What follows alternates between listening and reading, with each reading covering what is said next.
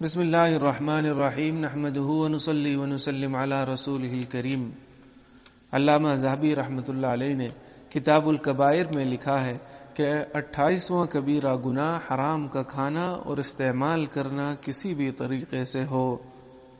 امام ذہبی رحمۃ اللہ علیہ نے اول آیت شریفہ وَلَا تَأْكُلُوا أَمْوَالَكُمْ بَيْنَكُمْ بِالْبَاطِلِ نقل کی ہے اور اس کا مطلب لکھا ہے کہ کوئی کسی کا مال باطل کے ذریعے سے نہ کھائے۔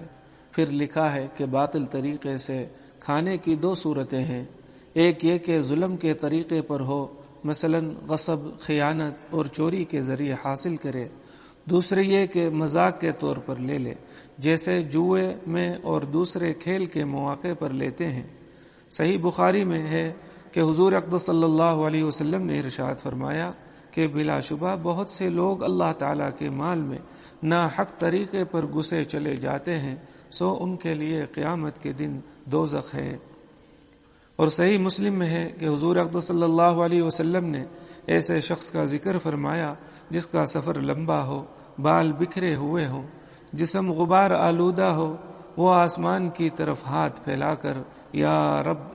رب کہہ کر دعائیں کر رہا ہو، اور حال یہ ہے کہ اس کا کھانا حرام ہے، پینا حرام ہے، اور لباس حرام ہے، اور حرام ہی سے پلا ہو، سو ان حالات میں اس کی دعا کہاں قبول ہو سکتی ہے؟ حضرت انس رضی اللہ عنہ نے بیان فرمایا کہ میں نے عرض کیا، یا رسول اللہ، دعا فرما دیجئے کہ اللہ تعالی مجھے مستجاب الدعوات بنا دے۔ آپ نے فرمایا، اے انس، اپنی کمائی حلال رکھو، تمہاری دعا قبول ہوگی، کیونکہ جو کوئی شخص حرام کا کوئی لقمہ منہ میں لیتا ہے تو 40 دن تک اس کی کوئی دعا قبول نہیں ہوتی۔ اور امام بیہقی نے اپنی سند کے ساتھ حضور اقدس صلی اللہ علیہ وسلم کا یہ ارشاد نقل کیا ہے کہ بے شک اللہ تعالیٰ نے تمہارے درمیان اخلاق تقسیم کر دیے ہیں جیسا کہ ارزاق بانٹ دیے ہیں، اور بے شک اللہ تعالیٰ دنیا اس کو دیتا ہے جس سے محبت فرماتا ہے، اور اس کو بھی جس سے محبت نہیں فرماتا، مگر دین صرف اسی کو دیتا ہے جس سے محبت فرماتا ہے۔ سو جس کو اللہ تعالیٰ نے دین دیا اس کو اللہ تعالیٰ نے محبوب بنا لیا،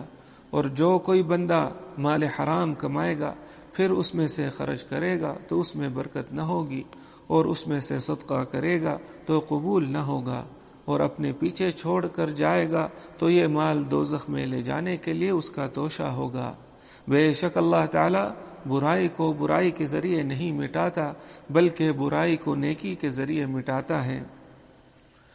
اور حضرت ابن عمر رضی اللہ عنہما سے روایت ہے کہ حضور اقدس صلی اللہ علیہ وسلم نے ارشاد فرمایا کہ دنیا میٹھی اور سرسبز ہے، جس نے اس میں سے حلال طریقے پر مال کمایا اور اسے حق کے راستوں میں خرچ کیا، اللہ تعالیٰ اسے ثواب دے گا اور جنت عطا فرمائے گا، اور جس نے اس دنیا میں حلال کے سوا دوسرے طریقے پر مال کمایا اور اسے ناحق طریقوں میں خرچ کیا، اللہ تعالیٰ اسے ذلت کے گھر یعنی دوزخ میں داخل کرے گا۔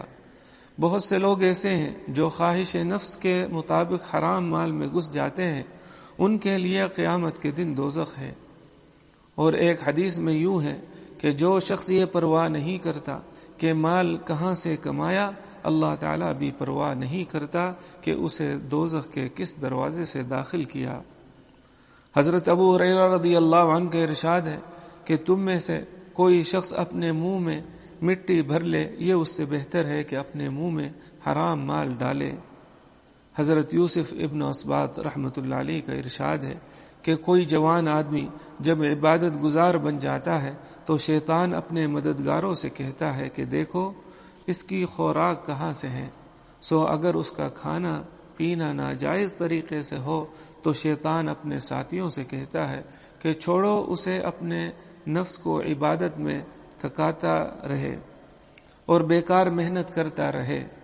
تمہیں اس کے بارے میں فکر مند ہونے کی ضرورت نہیں، اس کی یہ عبادت حرام کا استعمال کرتے ہوئے نفع نہ دے گی۔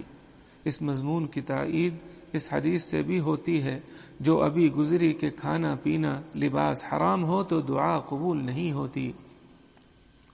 اور ایک حدیث میں یوں ہے کہ ایک فرشتہ بیت المقدس پر روزانہ رات کو اور دن کو یہ آواز لگاتا ہے کہ جس شخص نے حرام کھایا اللہ تعالیٰ اس کا فرض نفل کچھ قبول نہیں فرمائے گا۔ حضرت عبداللہ ابن مبارک رحمۃ اللہ علیہ کا ارشاد ہے کہ شبہ کی وجہ سے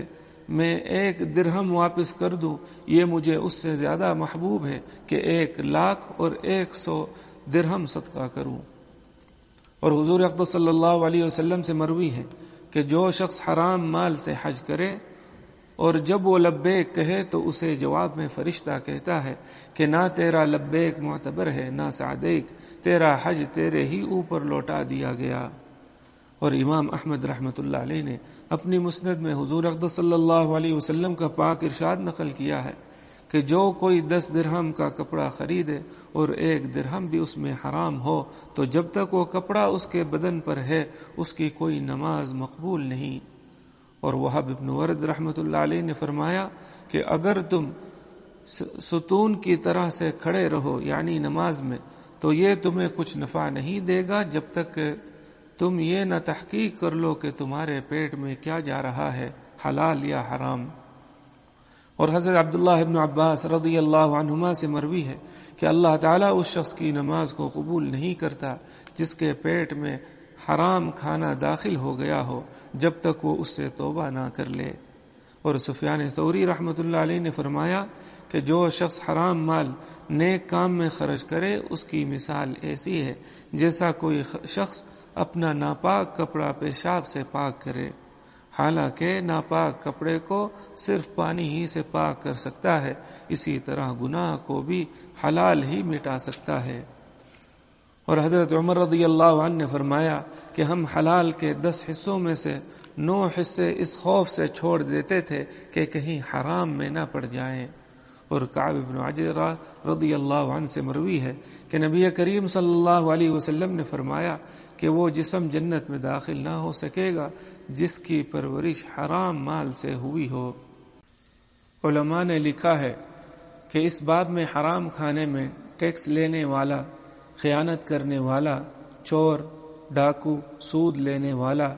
دینے والا، یتیم کا مال کھانے والا، جھوٹی گواہی دینے والا اور کسی کی چیز مانگنے پر لے کر انکار کر دینے والا، رشوت لینے والا، ناپ تول میں کمی کرنے والا اور عیب دار چیز کے عیب کو چھپا کر بیچنے والا، جوا کھیلنے والا، جادوگر، نجومی، تصویریں بنانے والا، زانیہ عورت، اجرت پر رونے والی عورت اور وہ دلال جو بائع کی اجازت کے بغیر اپنی اجرت لے اور خریدنے والے کو زائد دام بتائے اور آزاد شخص کو بیچ کر کھانے والا، یہ سب بھی حرام کھانے والوں کی فہرست میں داخل ہیں۔ سبحانک اللہم و بحمدک، اشہد ان لا الہ الا انت، استغفرک و اتوب الیک۔